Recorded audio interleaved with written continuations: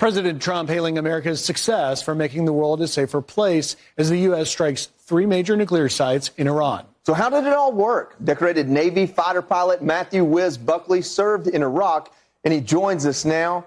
Sir, as we look at this map, I mean, first, the question is, how did we pull it off? I mean, before we even get here, how did we pull it off? How do we have B-2 bombers reported all day long going west, and apparently now we know some for 37 hours went east? Can you speak to the OPSEC it took to do that just across our military? Good morning, Joey. Thank you for having me. Absolutely incredible demonstration of American military might and resolve. I'm a Navy guy, and I appreciated the Top Gun reference before the break there. But I do have to salute my sister service, the United States Air Force. God bless these airmen. 37-hour mission with multiple refueling stops. Refueling is not fun, especially when you're exhausted. I can't imagine how these aviators did that. My longest flight in the F-18 was about 8 hours. And remember, folks, you're not sitting on an airline seat. They're sitting on an ejection seat, a hard seat for that long of a time, and they're not getting up to go to the bathroom. So incredible feat by the United States Air Force, and then obviously our sailors on the tip of the spear as well in submarines and surface ships, and obviously the 2 carrier strike groups. And you alluded to something absolutely incredible: the OPSEC. From everything that I've heard, this thing was locked down pretty tight, and there was even some deception involved with some bombers taking off in other directions. Yeah. So absolutely incredible operation.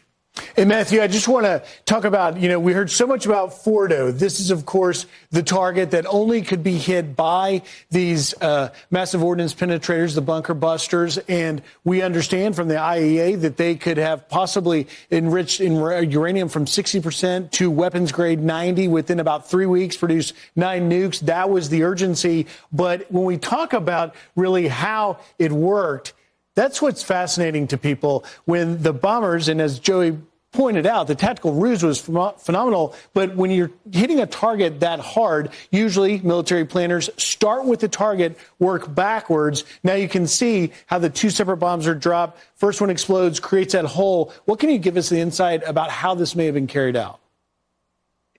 Well, it also sounded like they over-weaponeered. Initially, yes. The reports were you always over-weaponeer in this case. There was 6 of these GBU-57. Well, it turns out there was probably double that amount, 12. If you're going to go in, you're going to go in hard, and you're going to leave nothing left to chance. So absolutely blow one of those big holes in there, follow up with another one of these. So, again, incredible precision. This is exactly what this ordinance was designed for. No other purpose. So hats off to the men and women at Boeing for creating this weapon and making the world a safer place this morning.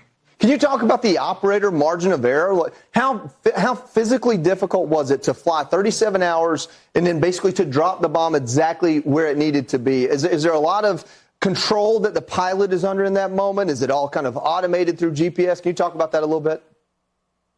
Yeah, you bet, Joey. It's pretty automated, but the aviation skills come in, as we talked about, in-flight refueling. You're in-flight refueling at night, maybe even in bad weather, in clouds. That's pretty hardcore. But once you get into the target area, more or less, the HAL 2000 is going to take over, and there's a lot of automated stuff. But don't forget, this is enemy airspace. Soon as these aviators went feet dry into Iran, doesn't matter if we're pretty sure we have air superiority. I guarantee you the heart rates were up. Yeah. And remember, they obviously briefed before they got airborne. Hey, God forbid something happens, you have to eject. You're going to have to start evading. I guarantee you they were carrying weapons on them.